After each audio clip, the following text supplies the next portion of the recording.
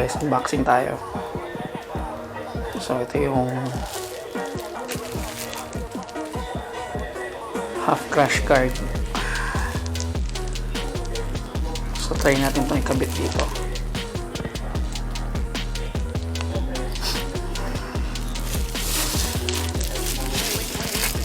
Try natin itong buksan guys.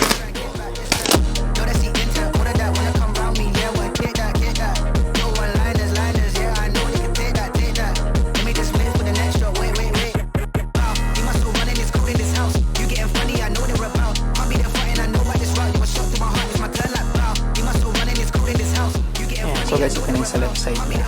Ayan. Na hirap tanggalin. Grabe. So kaya ko pala binili ito kasi yung MDL dito ko ilalagay. So ito yung isa, hindi ko pa natatanggal. Simulan na natin tanggalin ito guys.